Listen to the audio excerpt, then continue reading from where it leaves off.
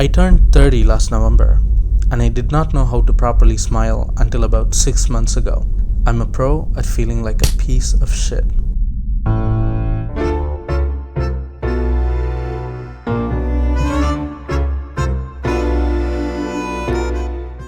This is probably the most personal thing I've ever done.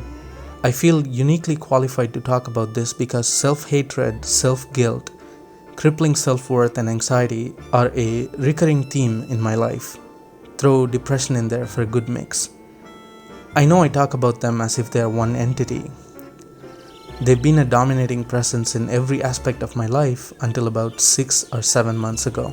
But I feel different now, comfortable in my place in this reality, more secure.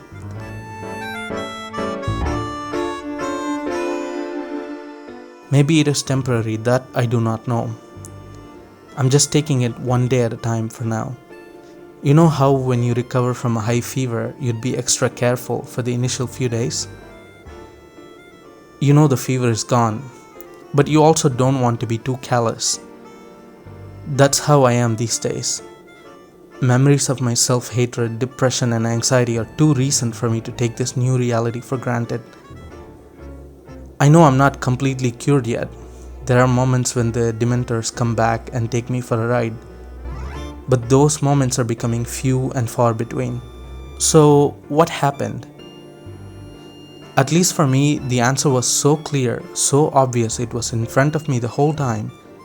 But I was in denial, processing bits of it only through violent nightmares and weirdly sexual dreams. The answer was my childhood.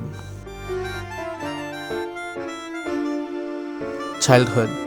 It's the purest, most impressionable time of our lives. To me, growing up and being an adult is all about unlearning.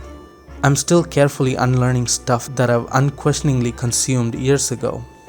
Society, especially few adults you look up to, and your relationship with your immediate world print your brain with do's and don'ts that later prove to be completely different from how the world functions.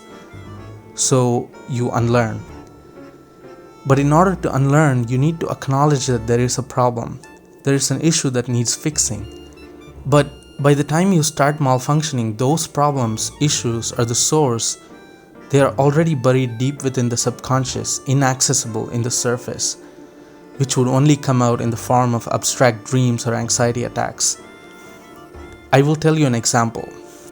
As I've mentioned before, I didn't know how to smile until about 6 months ago.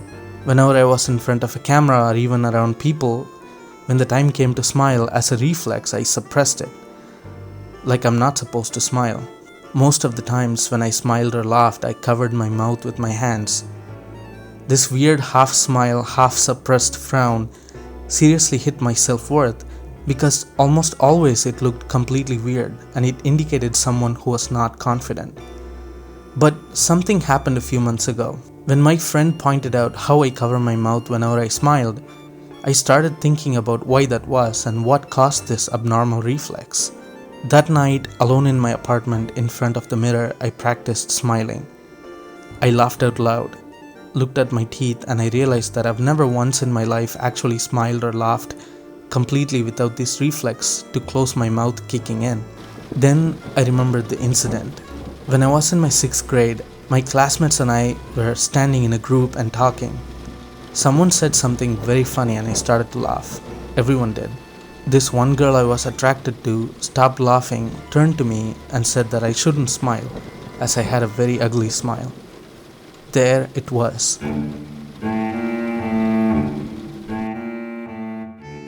All these years, I never once remembered that incident. But the moment I remembered it, years after as a grown man, it hit me how deep that it had affected me and how this one incident always stopped me from smiling and laughing. Of course, in the following weeks, I remembered many incidents from my childhood for the very first time. Maybe I was in denial, maybe I buried them deep within the subconscious, and when one came out, several followed. But I have to admit, it felt like vomit. It didn't feel good when all these painful memories came out. It didn't happen overnight, of course, but once they came out, I was a changed man. I even started to walk straight, full of confidence.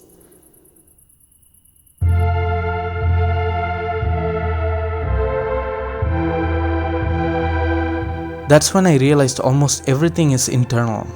Very little is external. Our subconscious is as mysterious, as surreal, and as dark as the depths of the universe itself. Most of my life, I've never felt like I've belonged anywhere.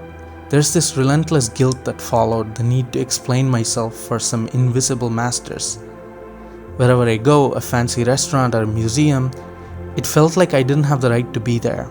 I've had anxiety attacks in the middle of a museum, restroom of a train station, parties, and in the middle of a crowded street.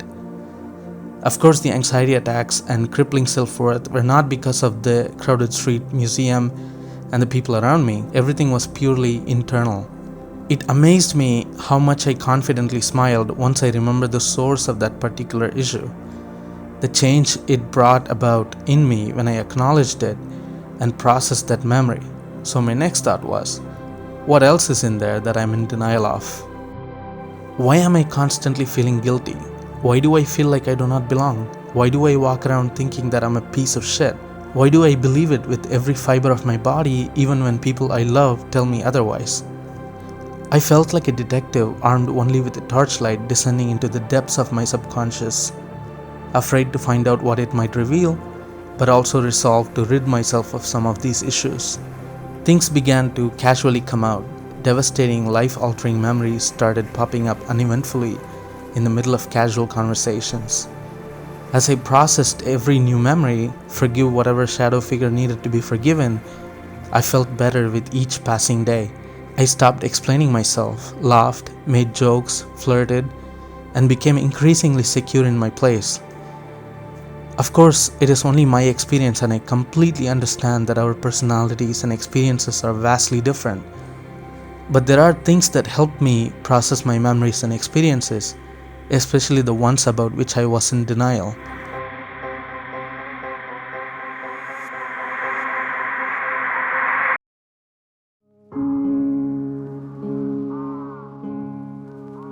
I've always despised jobs, the 9-to-5 structure.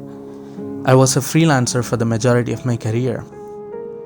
But a couple of years ago, I was offered a video producer position in a new country, a fresh start. I accepted. The 9-to-5 system got me into this discipline, this routine where I was given responsibility, and that in turn gave me a stable mindset. This peaceful stability definitely helped me in bringing my subconscious to the surface. My body and mind were relaxed enough in my predictable lifestyle, which made it easier for all the buried traumatic memory to come up to the surface.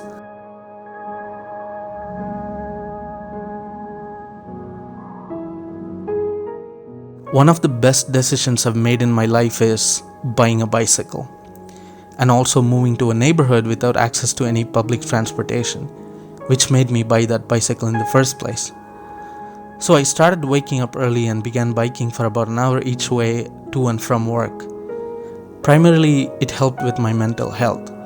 Because of the daily exercise, almost always I was in a great mood, agile and confident.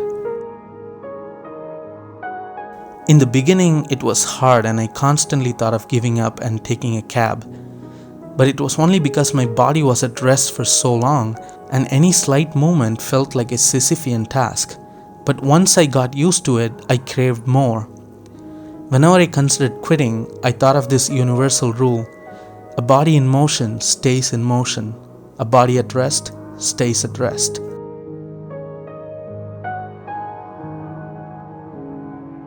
In the past, I've underestimated the power of having solid friends, not just to have fun, but also to talk about real stuff. I'm very lucky to have some great, intelligent people who've gone through hell on this earth. Friday night, a small group of us usually sit in a patio, have a few drinks, an hour phone call here and there with friends who are not in the same city, a quick trip with some people who I love. Almost all of these memorable times were spontaneous, with very little planning. Times with my friends have carried me through some dark times. Humans are social animals. Sometimes we forget the power of connecting with another human on a deeper level. The power of being vulnerable with another human is therapeutic.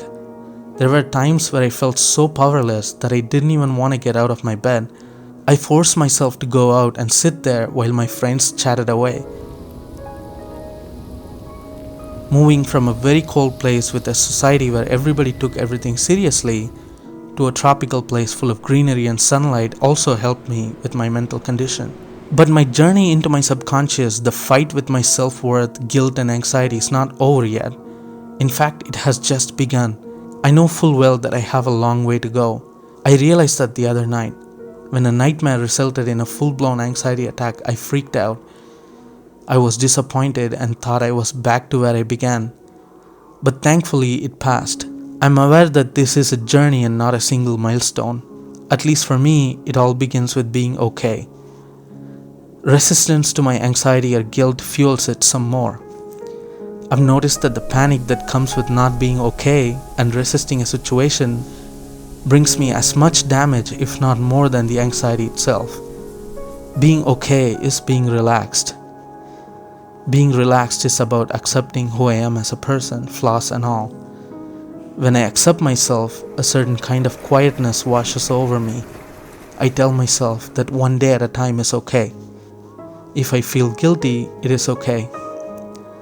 If I feel anxious and scared, it is okay. There's nothing wrong with any of this. This too will pass. I am okay. Everything is okay.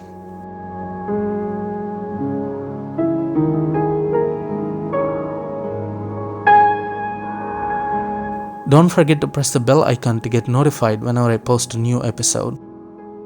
I want to shout out a huge thank you to my Patreon supporters. Also to every one of you for watching my videos, liking, commenting, subscribing, and sharing. Every little bit helps. I'm hoping to consistently upload videos here. I have a lot planned for this channel in terms of this series and other films and podcasts, so please stay tuned. And if you like the video, please share and subscribe. Thank you so much for watching.